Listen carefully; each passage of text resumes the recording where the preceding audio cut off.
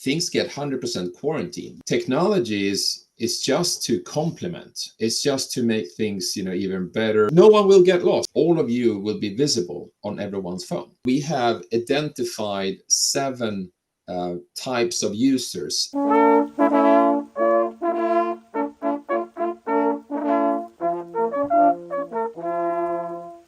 Let us start with the first episode of our podcast for hunters. I'm Linda Dombrovska, and we today have a guest from sunny Sweden, Carl von Eckermann, who is a CEO of NutLink. Hi. Hello, Linda. Nice to see you. So this is Face Podcast, and we decided to start discussions and talks with different hunters about different interesting issues. Today we are going to speak about safety, modern technologies, how to fight very dangerous diseases with technology. So can you tell me something a bit about yourself? Sure. So I am from Sweden, and just a little bit of a quick recap from history. I'm born and raised actually on the countryside on a family estate about an hour and a half south of Stockholm. And I come from a family where actually hunting has been a tradition for generations. And so you could think about hunting and wild game management, nature, forestry, all of that stuff has both been part of my family heritage and legacy, but also part of my upbringing. But from a career perspective, I have been in the tech industry my whole life. I have a master's in information system science, which is basically computers and systems and technology. And then I have for the last 21 years been managing different teams, organizations, companies, operating in the tech domain. And today I am, like you said, the CEO of NutLink since 2022, which means that I'm actually able to mix, my career in tech with my passion of hunting. So it means that basically if your work is your hobby, then either you don't have a hobby or a work. Which is it? It's a very good question. I mean, even though I was brought up with hunting and the family hunting business and so forth, I have had a lot of other hobbies as well. So it's been one of those pastimes, but it's very close to heart because it's being a person who loves being out in the nature, the animals, the whole environment, what the countryside gives you.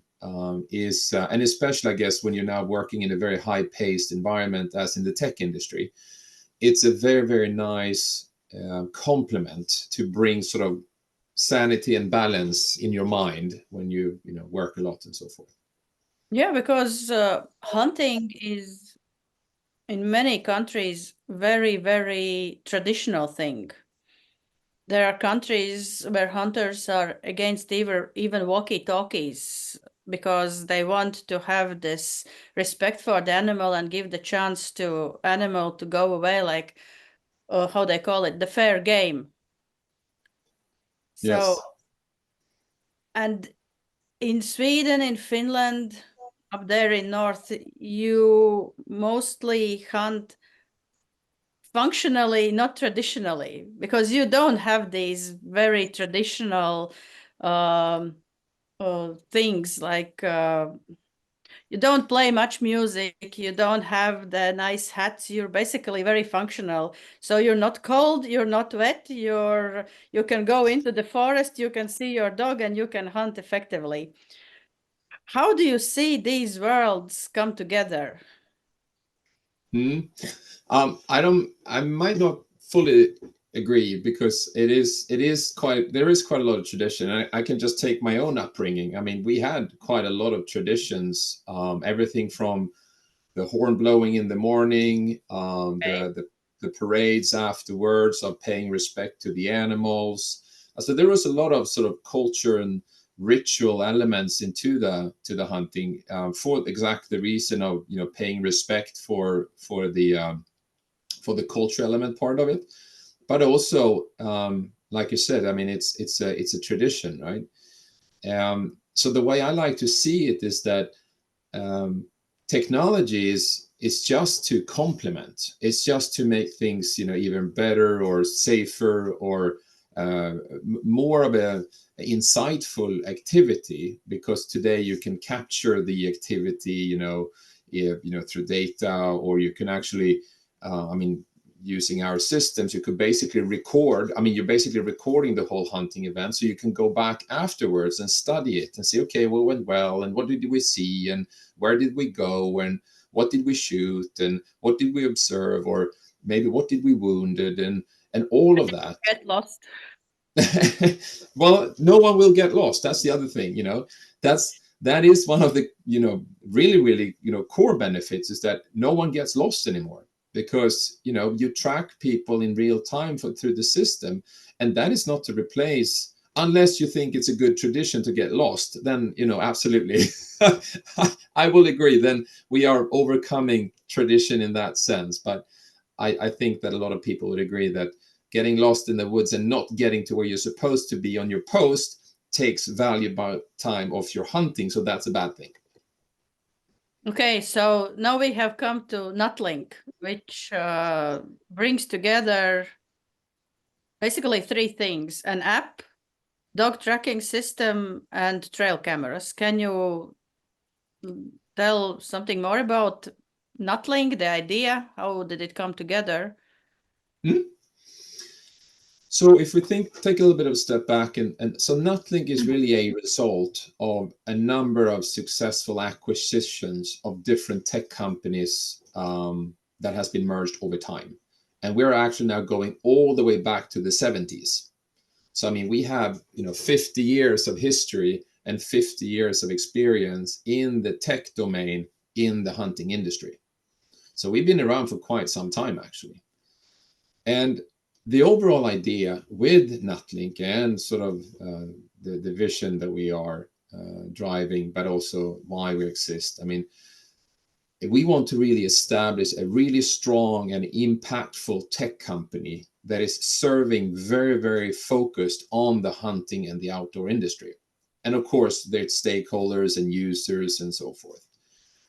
Because there are none of this caliber today that has these, both the resources, but also the financial stability that can take this role on a much larger scale. And so that's really what we want to try to achieve with NutLink. And then if you look at NutLink, if you more break it down to, so why do we exist? Well, we literally want to create a connected hunting and outdoor experience. So with the very emphasis on connected, because that goes into technology, right? And with this purpose, our vision, the thing that really drives us, that we want to unite hunting and the outdoor communities around the globe.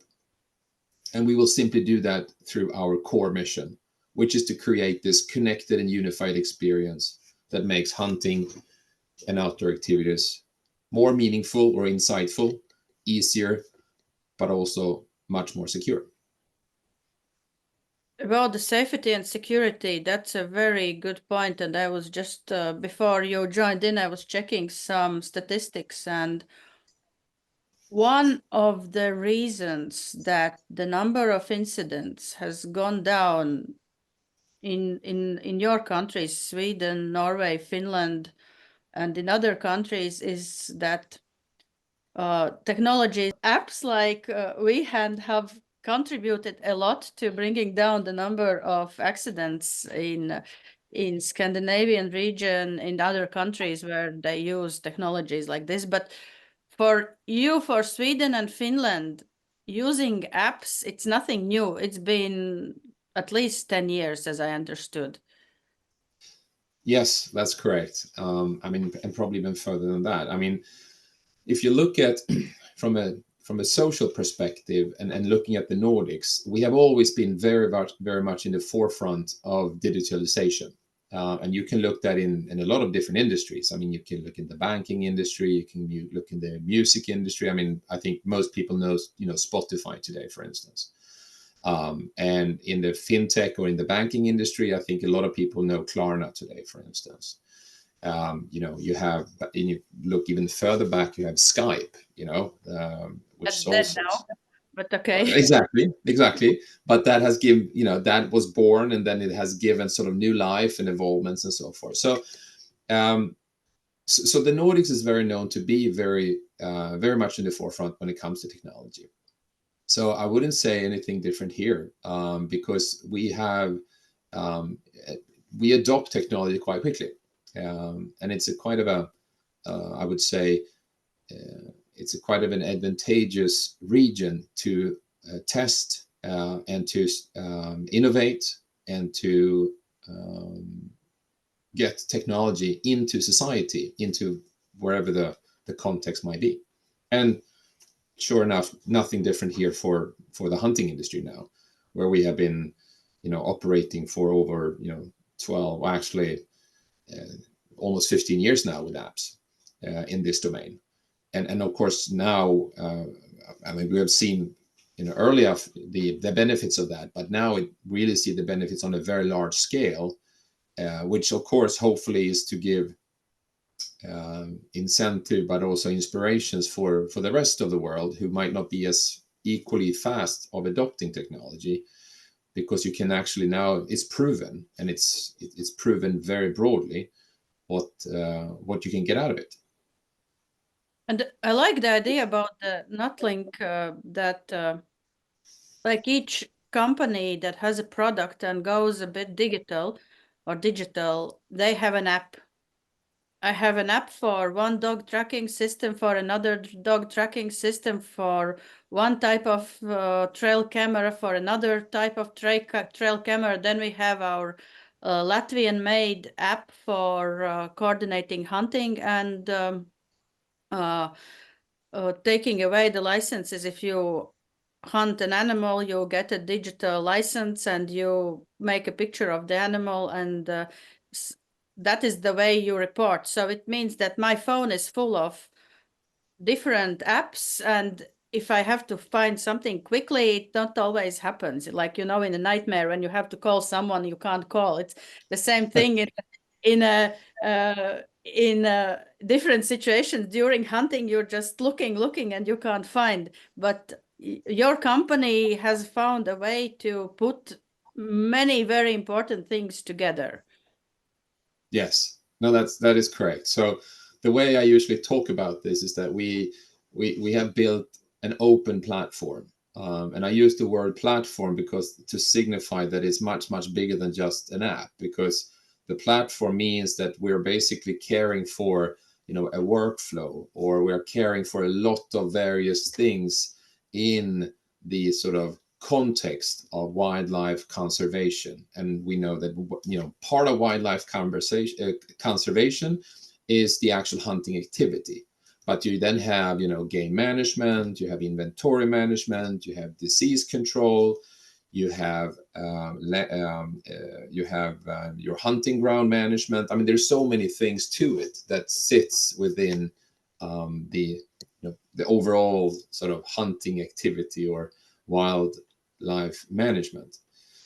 And this is exactly to your point here. I mean, we want to simplify it for the user, and we want it to be a very seamless experience. So you don't, for instance, now you're using your app for your dog, right? And then suddenly you want to start talking to your hunting fellow users. Then you might need to shift app, or then you now might want to have something for your gamekeeper, who is then out and doing something for, feeding the animals or counting the animals or reporting the animal, whatever those things are.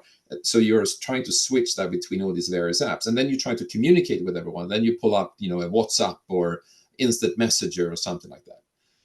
So we just want to simplify all this stuff, so you're in one application or in one platform, and then depending on what you do, you just use different parts of it. So for you in NutLink, you can put together tractive dog tracking system, Burrell. What about others like Garmin, which is very popular in Europe, and other trail camera systems, can you put it in NutLink, in WeHunt app, or how big are the possibilities? How far are you ready to go? So today, in our current WeHunt version, you can connect in. You have a new one. You have WeHunt X. Yes, exactly. We are doing that as well. So that is. But if I start with what we currently have, sort of, which is still our sort of. So within our current version of WeHunt today, you can of course then connect in, the tracker, the GPSs, Ultracom GPSs, and Mini Finder GPSs, and Follow It, or they are today called Lafayette GPSs. You can connect in Garmin GPSs.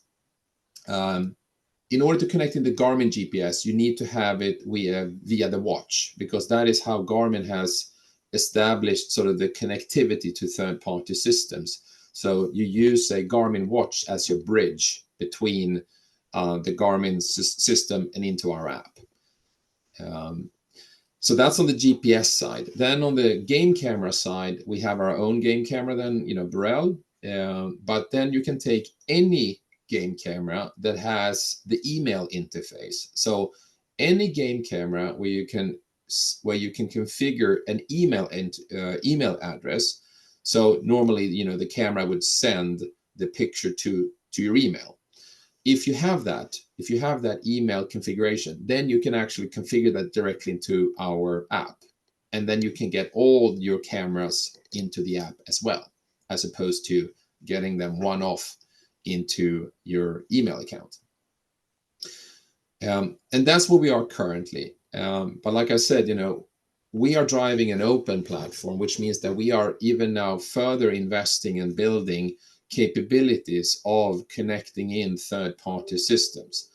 And I guess the future, we will see what the future holds, but we are constantly basically looking for devices that would make a better experience for the hunting community if that could have been connected into the WeHunt platform.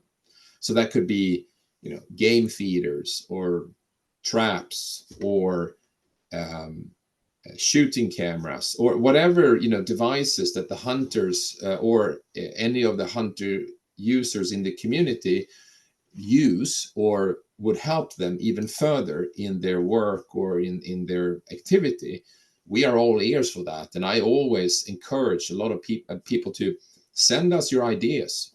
And this could be a very local thing, because for instance in Latvia you might have a device that is very popular because of just your culture or the way you do it, or just because that supplier might be very very known.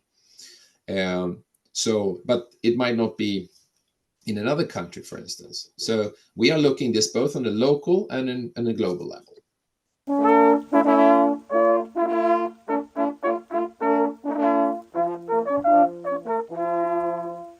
So basically it means what you're saying, that your possibilities are limitless. Exactly. And we are, and from a very technical perspective, we are further driving this to build, defined APIs. So API is basically how you connect technically a device into our system. And we are building them to become standardized, so we can basically publish them. And then, so as an example, publish a standardized GPS API.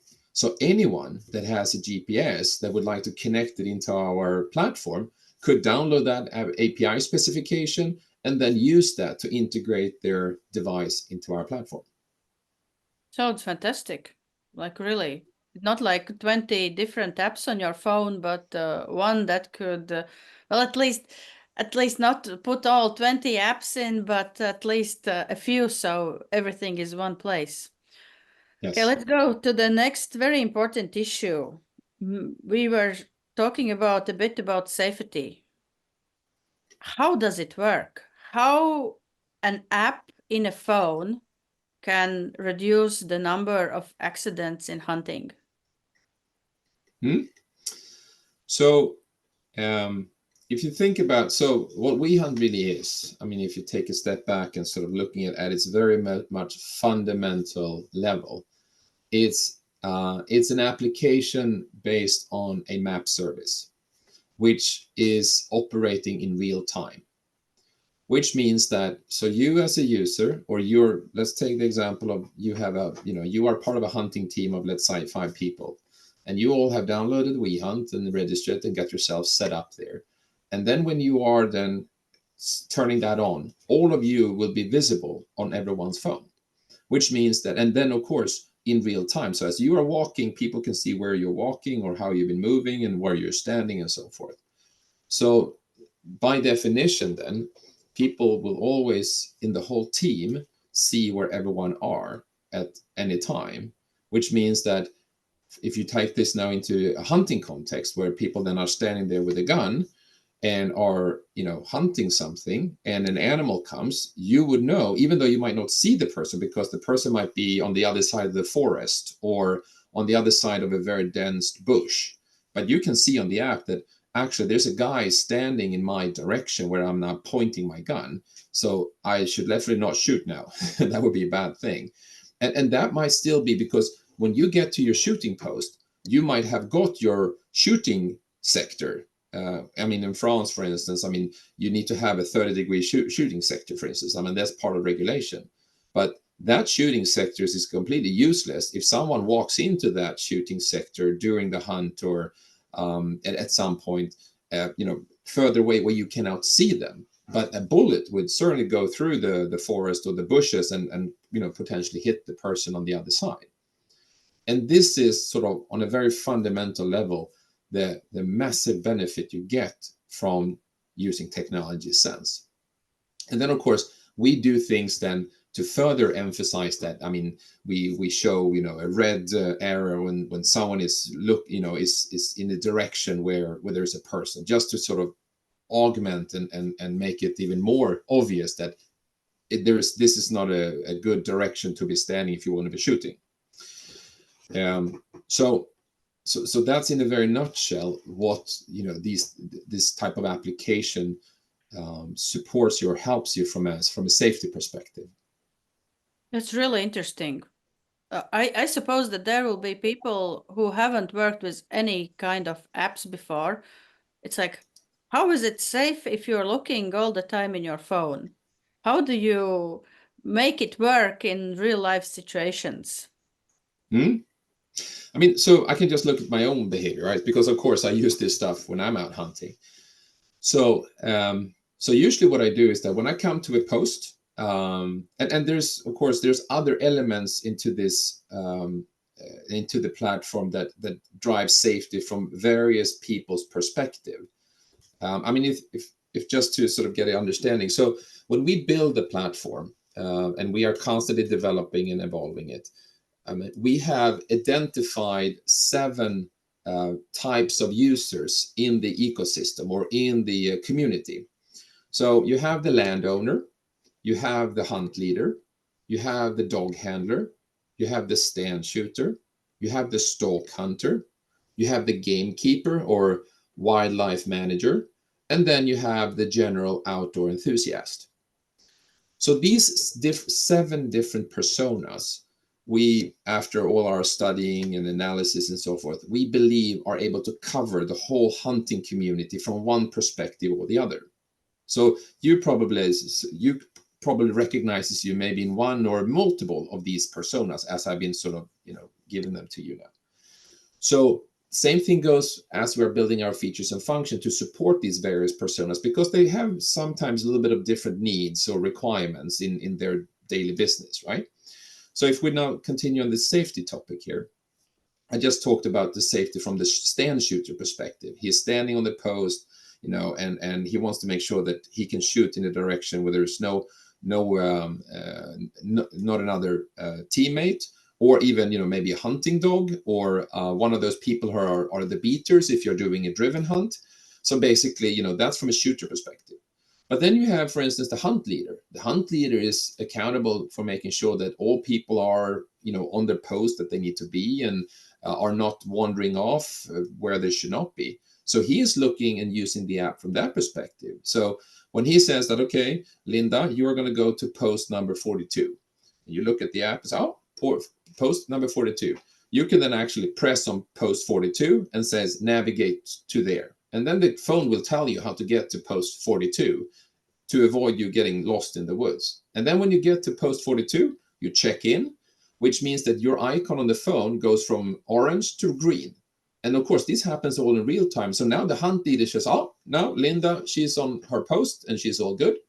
And then when the hunt leader sees all the stand shooters are turning to green, he knows without having to call everyone up or everyone has to report like, okay, I'm done, now you can start the hunt. He knows that instantly and says like, okay, everyone is now where they should be, now we can start hunting. So that's safety from the hunt leader perspective. Then you can have safety from a more of a general public perspective, because you can also use our system that if you are not part of a hunting team and you're not part of the hunting community, but you might be a person who are out walking in the woods, picking mushrooms, or running with your dog, or bicycling, or whatever that might be, you can also download the application because we have something we call, public safety or my safety, which means that you can turn this on and you will then become visible as an anonymous, completely anonymous icon on the map, so to speak. So when you are in 4 kilometers of a hunter who has this application and has also turned on this safety feature, you will be visible to that person. And the same thing goes, the hunter will also be visible to that individual, which means that you don't need to be part of a community. You can be just a general citizen that is using the application, and in that sense become also visible to the hunting community. And that's also our ambition, to try to create tools for the general public who are living in an area where there's a lot of hunting going on. That sounds amazing.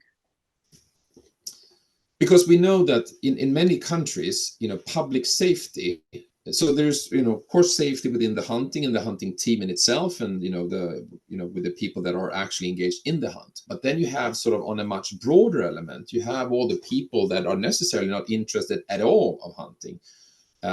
But again, we want to make everyone safe, because if everyone is safe and feels safe, there is a higher chance for coexistence. And again, we believe in coexistence, because that is ultimately what needs to be done in order to preserve both our tradition, but also, again, to be able to, basically everyone plays nice in society on this regard. But I suppose this app is not for free. So there's multiple tiers of the app depending on all the features and functions you're using. So it's a little bit depending on what your own needs are.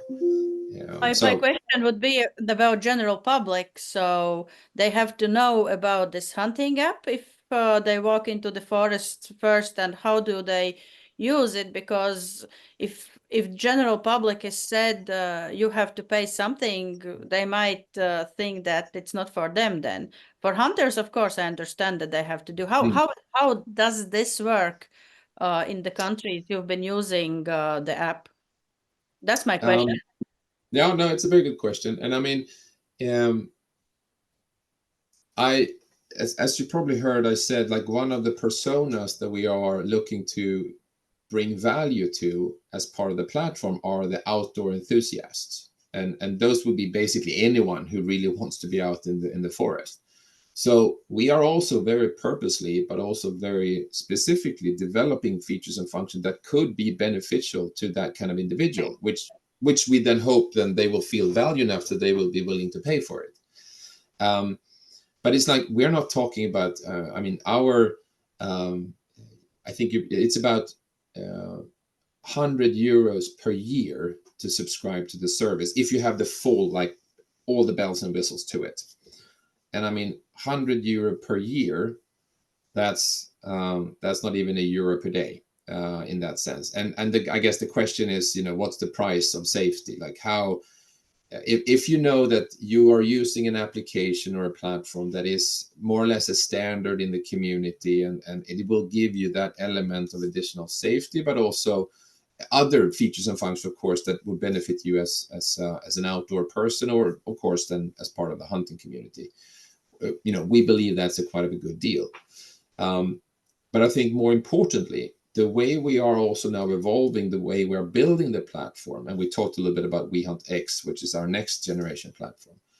We have now actually changed the way we are developing our system, and we're doing that together with the community, which means that we have actually built in a feedback loop capability in the actual application, which is also connected into our development organization and the way our processes and procedures and so forth looks like. So if someone downloads the app, starts using it, and see there is a feature or function that they're missing, or they're like, oh, this would be really good if they had it in here, they just need to type that in and hit that button, and that automatically gets into then our process of reviewing all the requests, and it goes into a board and so forth. So there is no more an excuse for anyone not to say like, oh, it doesn't have that thing, and that's why it doesn't, it's not good, or it doesn't suits me. Then I would say, well, just ask, and we will take it under review. And then of course, because part of that process is also when people are putting in those requests or feature ideas, is that becomes also totally visible to everyone else who's in there and looking at all the features and functions. And then you can vote. You can basically just say like, so you, Linda, go in and you say that you have an idea that it would be great if there was a feature where I could attach a phone number to my profile, on the icon, for instance. And then someone else goes in and says like, oh, that's a really good feature. I would love to have that one too. They can just vote on that. And then we see suddenly like, oh, here's 2 people who now wants this feature. And then of course, given our very, very large community that we have today, we quickly see what is really, really asked for. And then of course, then that gets quickly into our development pipeline. Oh, that's really interesting. There are different reasons why the number of accidents go down in different countries. One is the exam, one is the orange vests, and compared to last 20 years, I think that in Sweden, for example, the number of accidents have dropped down significantly. And if you can help with your idea and your app to bring the number of deaths, for example, in hunting due to some foolishness or lack of concentration or any other stuff why it happens, then that's a good thing you're doing, actually. That's really has a large number of potential, even if you can bring in the general public, the outdoors people, because there are countries like Switzerland and Germany where hunters have to really coexist with hikers, especially on the weekends,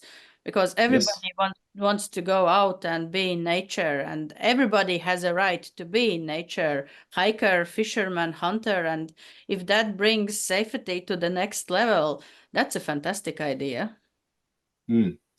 No, and I think last time I looked at statistics, I mean, we are, if it's 0 or maybe 1 fatalities a year at most, nowadays. I mean, that's the statistics we run with. Other countries, there are double-digit fatalities in hunting. You have 1.9, I think. Okay, there you go. So it's one of the latest you can find. Up to 1982 it was 3.6. Now it's if you can look in the Google, it shows 1.9, but I think it's going down in all countries. That's the same trend is in Finland, and same trends are in France and also in Latvia. But funny thing, I found I was checking the safety issue, and I found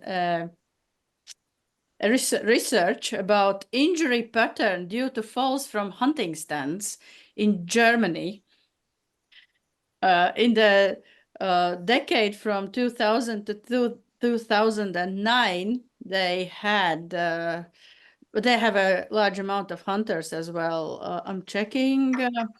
There were 8,563 reported cases of hunting-related accidents, 684 of them due to falls from the high seats during hunting. So, but that was like 15 years ago. But it's interesting statistics, what people are researching and why. Yeah. Okay.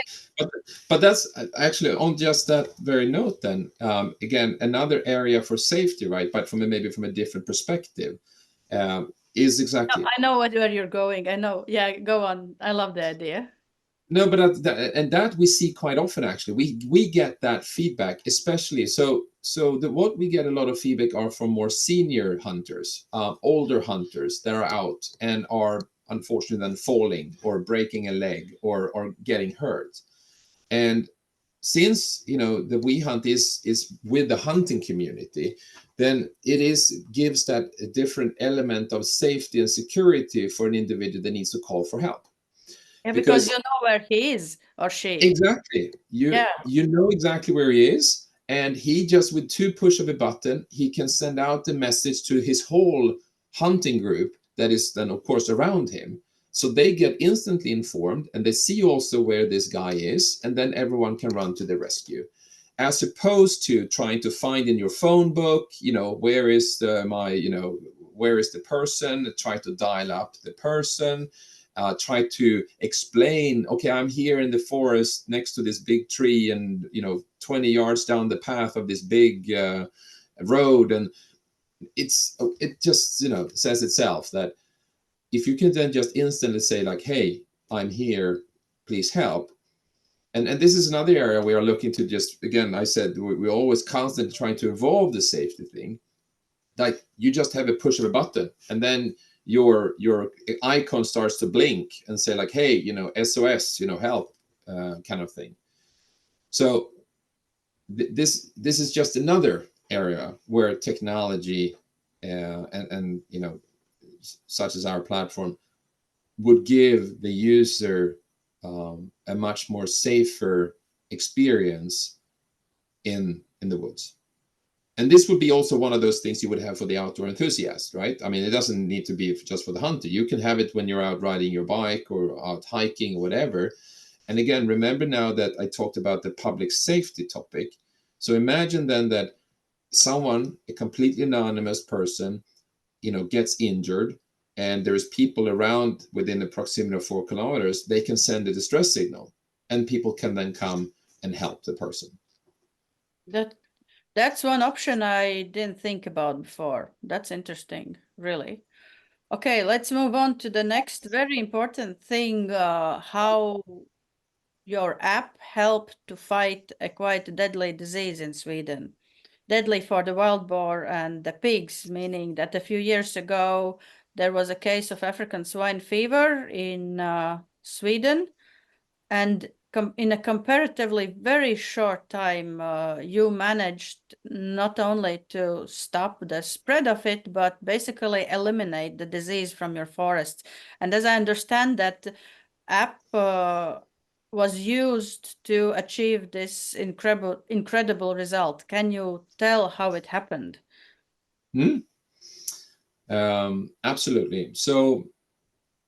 Um, so this was in a place called Fagersta in Sweden, where this outbreak was reported, and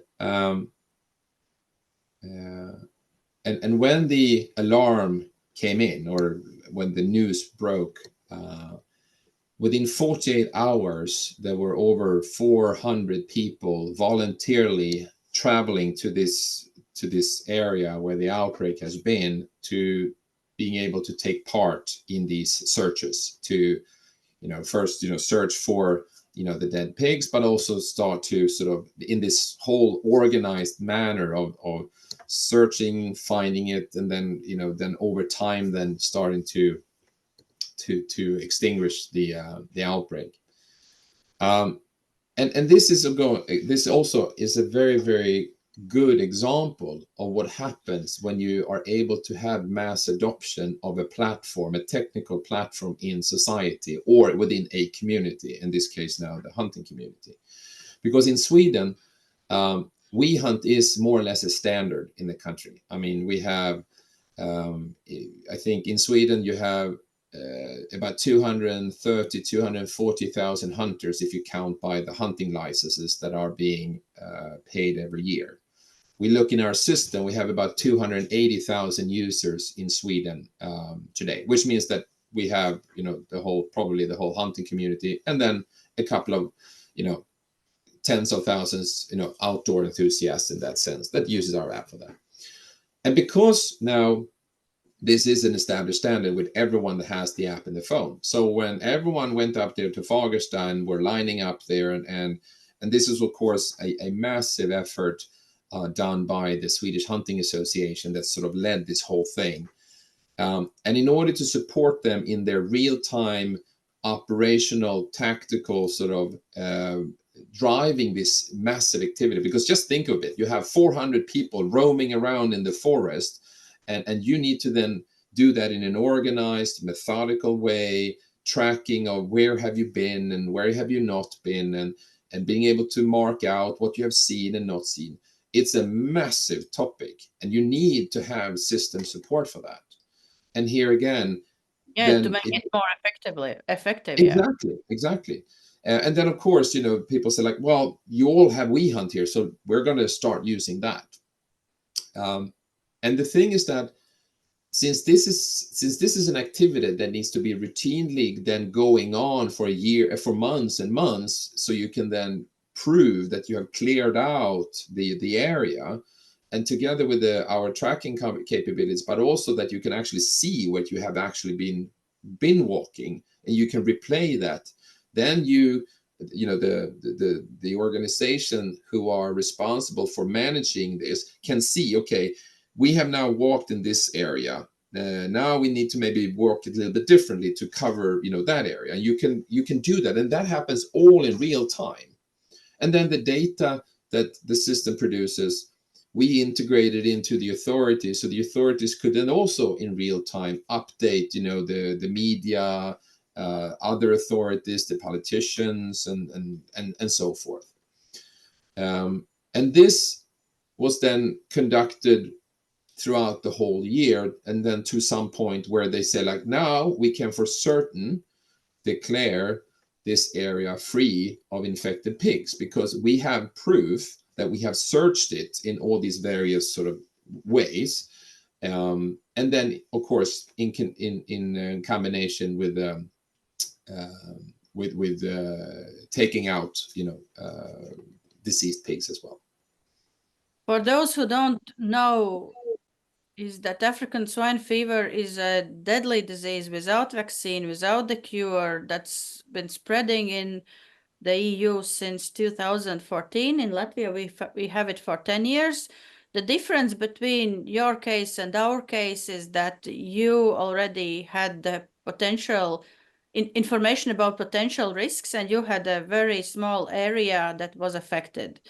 When we found out about it, half of the country was already affected, and we just had new spots coming out. So this system wouldn't work for us, but in Czech Republic, they also, and in Belgium, they also managed to stop it because they had this 1 point infection in one area.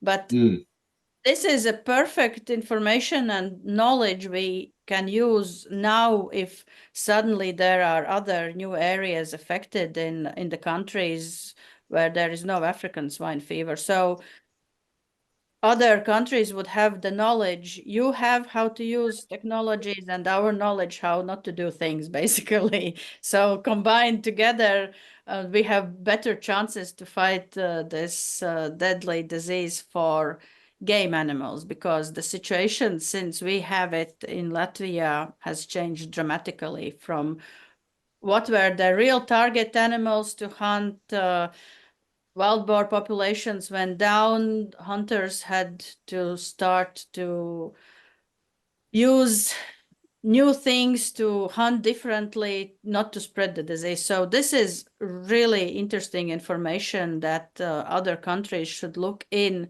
to be ready for this kind of situation, I believe. So well done. That's fantastic that you stepped in and could use your technologies to stop the spread of the disease. Yeah, Cool. thank you. And actually, a funny, this morning I was contacted by one of my product managers, and just and he has actually got one of those emails from a country saying like, hey, we know about this. We want to also prepare ourselves for, because it's not if you're going to get the outbreak, it's going to be more like when you get the outbreak. As that's how people's feeling. I wouldn't know if that's true or not, but it's, again, if you can add a different element of safety and again preparation, what you have to lose in that sense. And the thing is also that even if you have eliminated it once, it doesn't mean that it cannot come back again somewhere else in different circumstances. So you already have a blueprint how to do it. Basically, Exactly. a few hours and you're ready, and hunters are ready, and they go and they do what they have to do. Exactly. And it's since everything is digital and everything is sort of, the whole setup is subscribe based and all that. I mean, it's literally downloading an app, registering yourself, and then pay a fee. And you can drive that on multiple levels. I mean, if a country wants to basically make sure that they are prepared, that could be subsidized through government funding or whatever, because it is such a small thing in comparison to the cost savings if you do not have it. I mean, again, given now our experience with Fagersta, I haven't done the calculations myself, but if we wouldn't have been able to fight it in this way, and I'm learning, every day I'm talking to people that are coming in from different perspectives, whether that's from the food industry or from the forest industry, because I think one thing that you need to realize, like when ASF hits, things get 100% quarantine. You're not allowed to enter the woods. You're not allowed to cut down the woods. You're not allowed to harvest from the woods, whatever that is. So, and then of course, which I did not also know, some countries, when you then have a disease like this, um, as official established in your country, you are banned from any food export, sorry, to Exactly. another country, which Exactly. has a massive impact on your food export. It depends on the zoning, yeah, but if it gets, for example, close to the port cities where there is actually uh, food traffic, not only pork, not only meat, grain, for example, as well, then everything is stopped basically Yeah. because you don't want this disease spread even further, though it basically has been affecting the whole world already. It's in China, it's in Asia. Don't mention Russia, half of Europe, more or less, has been affected. So, and like in your case, it suddenly can appear out of nowhere, like suddenly, hello, it's here, and then you have to act. And for hunters, it's bad, and for farmers, it's bad, and it's good. It doesn't Landowners. affect it. It's good. It doesn't affect people, but it's a very very dangerous social economical situation for different stakeholders. So Yeah, yeah, yeah, this is good to know that you have this tool you can use in other countries. yeah, yeah. Not for And that us was exactly. anymore. Not for us anymore, but but the thing is, if people don't really get it, the thing is that to stop the spread of disease, you have to get rid of the carcasses in the forest, which might seem like mission impossible, because in the forest you have to really walk every few meters to find something, because they don't die just like mostly in the open. They try to get in the water, they try to get somewhere under cover because they feel bad and sick, and they lay down and they die. So you really have to get rid of all the carcasses, and that diminishes the possibility of other wild boar being infected. Yeah, yeah. But there is ways you can do that to at least try to sort of improve the situation, because if you think about this from a national level, so imagine then you have one authority who is national responsible for this. So in Sweden, it's the SVA who is sort of responsible for that. You could literally, that organization could create a map within WeHunt that they give, that anyone can subscribe to and get access to. And then they, have as a general rule of thumb, like if you see a dead pig anywhere, drop a pin here, write a note here, and then they instantly in real time get all that data. And then of course they can decide if they want to send someone out to take tests and all that. But the point here, and this is also what the Fagersta example showed, is that what you can do with mass adoption and together with the community of fighting something this, because it's a volume thing, to your point, exactly, right? You said it's already spread all over Latvia. Yes, absolutely. But imagine if you could get all the citizens, or at least the hunters, but as anyone really, to contribute to that reporting of a dead pig. So anyone who sees a dead pig can drop a pin and say, and that goes up to the authorities, and then the authorities can choose what to do. But you uses the masses of the community to help in one way or another. Because if it's not ASF, who knows it's bird flu or some other pandemic. And that's the point, right? The system is actually more, fundamentally it's a workflow system, right? It's something you can observe, you can track, you can mark out and so forth. And you can apply that to anything that has this resembling use case of, in this case, ASF. Perfect. The last thing I would like to quickly touch upon with you is another interesting feature you've been using on the app. The thing is that NutLink offers free wolf observation feature to help dog owners to stay safe. How does it work? Yes.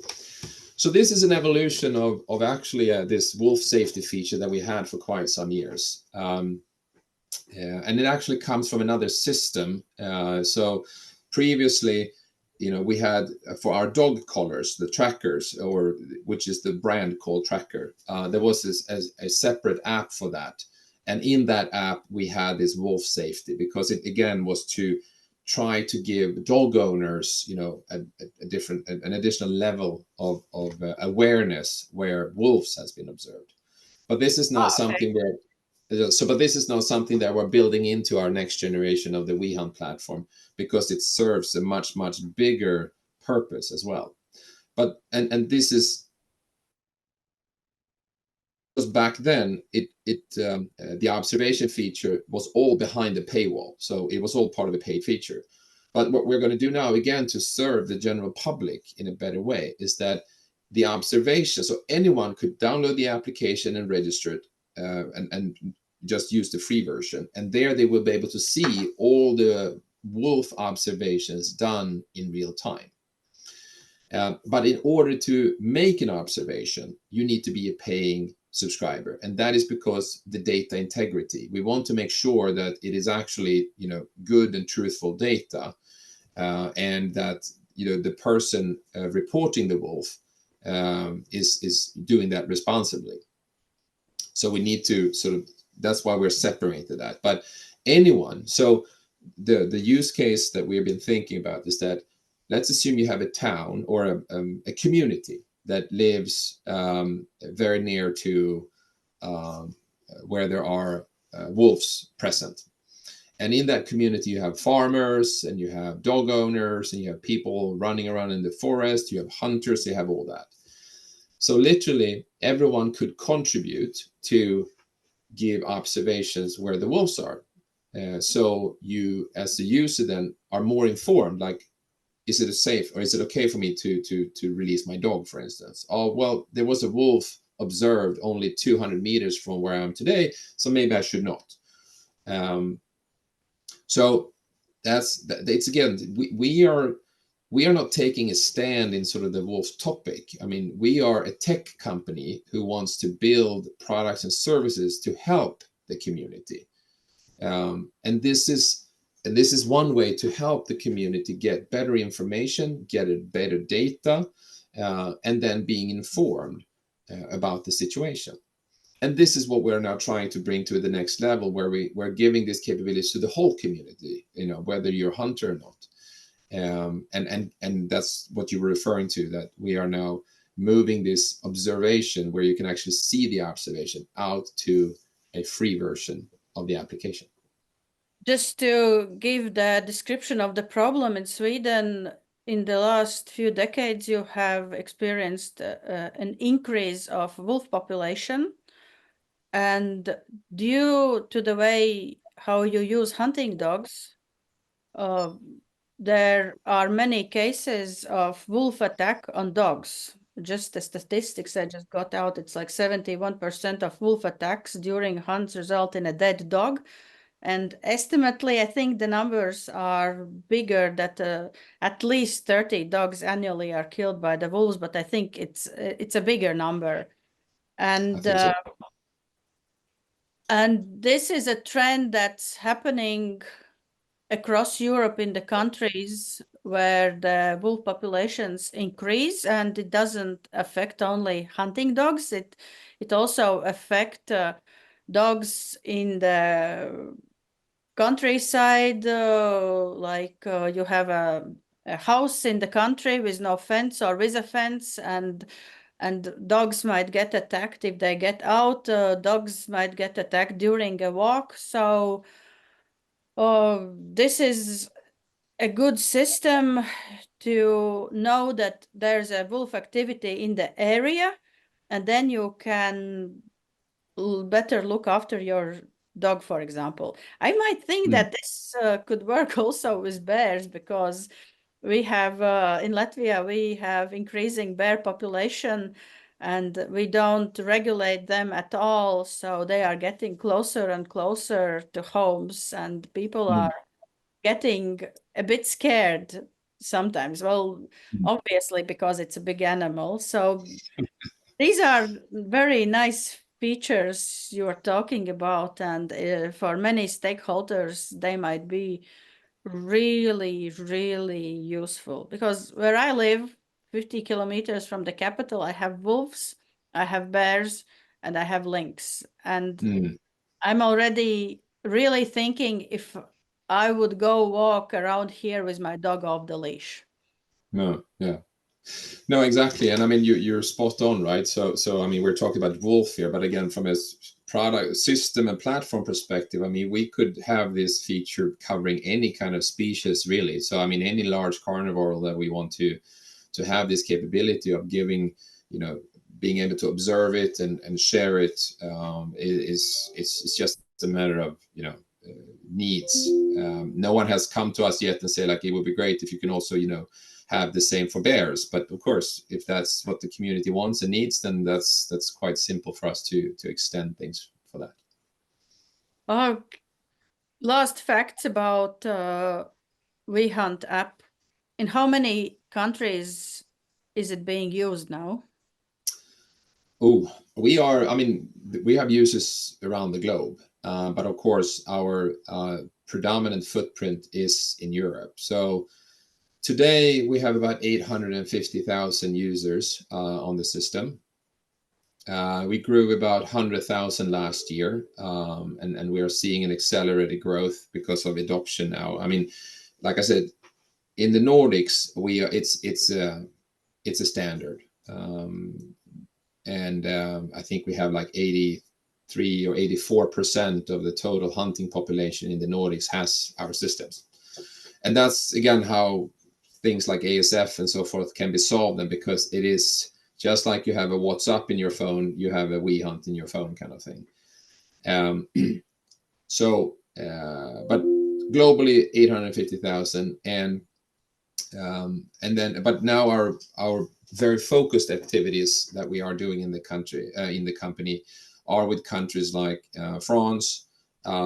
Next year we're going to put extra effort into Germany, and then also Spain, because these are very large hunting nations, but also share quite a lot of challenges in the hunting community that we can contribute to solve or be a part of the solution. So that's how it looks like today. But organically, we are everywhere. We even have people using our stuff in the Caribbean, where I know hunters are using it to track and take out invasive species. Oh, wow. So they have some invasive species there, and they're shooting them, and then they're making the marks so they can count them, and they can sort of see where they're at, and then by the analytics they can see how the invasive species are moving on the islands and how they're sort of moving along. And so yeah, I mean, it's all over the world. Fantastic. What about the language barrier? You're translating everything? Yeah, so the way we operate is that when we go in focused into a country, we do with that everything from we employ local staff in country. We ensure that we have staff that can speak the native language in all our customer facing functions, so sales, marketing, support, of course, service. We then make translations, of course, in the app. We fully translate the app into that local language, and we do that, of course, with native people, so we know it's being used the right lingo for the country, so it doesn't become some weird, and so we do that when we go into these focus countries. But then we always have as a fallback, English, of course, in that sense. But it is always just a matter of volume. I mean, since we are now large as we are, but also our ambitions to serve communities. So say for instance, like I said, we just this morning got contacted by a country saying that, hey, we would like to become prepared for ASF.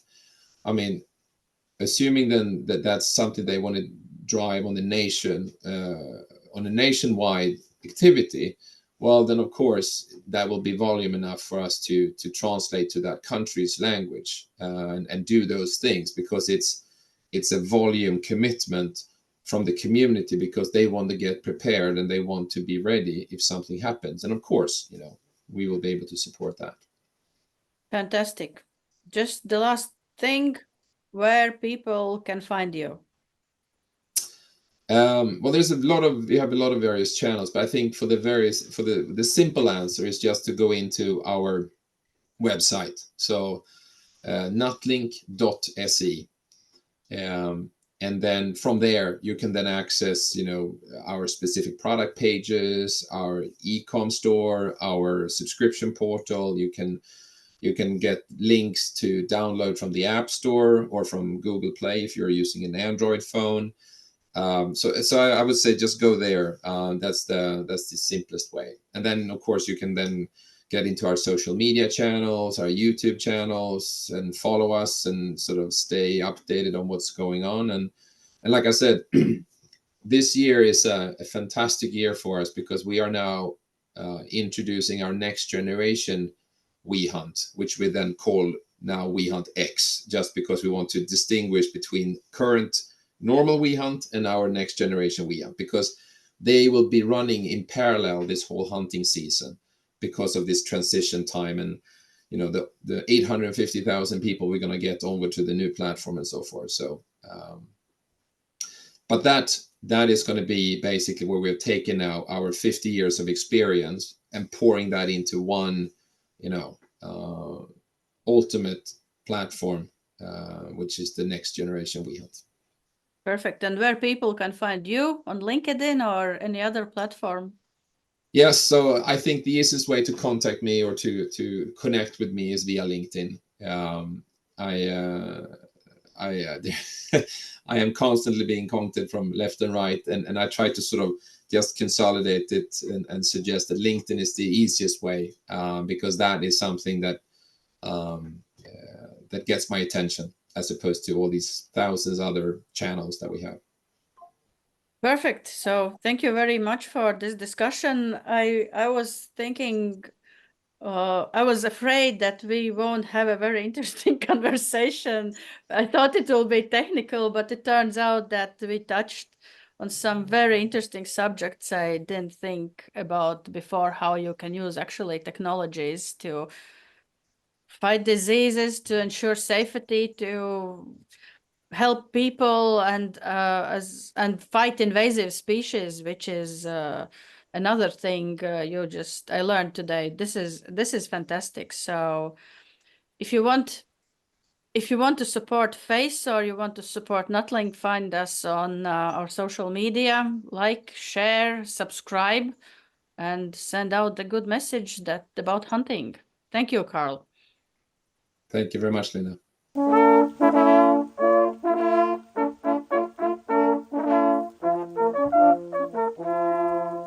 Our first thing is that actually what is very important. We are the Federation of National Hunting Associations. What's important is that all the national hunting associations, and even all the associations in your country which are in favor of, land use, like landowners organizations, like countryside organizations, they should be a member of FACE. They should be supporting FACE. And they will do that if you, as a hunter, tell your board, tell your local hunting club, tell your directors, tell your National Hunting Association that it is important to support FACE. And it is important because, once again, 80% of the policies and regulations that apply to you as a hunter, they come from Brussels. So you need to support your regional hunting club and your National Hunting Association, and they need to support and to become a member of FACE. So that's the first step. Second step is, if you are a CEO of a company associated with hunting or in favor of hunting, if you are an owner of a company in favor of hunting or wanting to support hunting, join our patron program. We can use your direct support because, doing this lobbying, looking after the interests of hunters, and therefore also looking after the interests of your company, if you're working with hunters, that is not cheap. So we also need your support. And finally, if you are a hunter with a big heart, and you have money to spend, and you will want to spend that directly on looking after the interests of hunters, just get in contact with us. You can also be part of our patron program, of our support program. We're working on new ways and innovative ways for those rich and influential hunters to come together and to give their direct support to FACE. Just get in contact with us, and we will gladly sit down with you and discuss how you can help hunting in Europe. And there's another way. FACE is on almost all social media platforms. It's Facebook, Instagram, it's LinkedIn. Follow us. YouTube. Yeah, follow us, like, support, subscribe, join us, and share the message that we are sharing. One hunter is just one hunter, but a hunter knows 10 other people, which know 10 other people. And we need to share with the world why we hunt and how we hunt. And that starts with our hunting association. It starts with our hunting federation. But we need you to share that message. We also need you to, be good and tell it to everybody.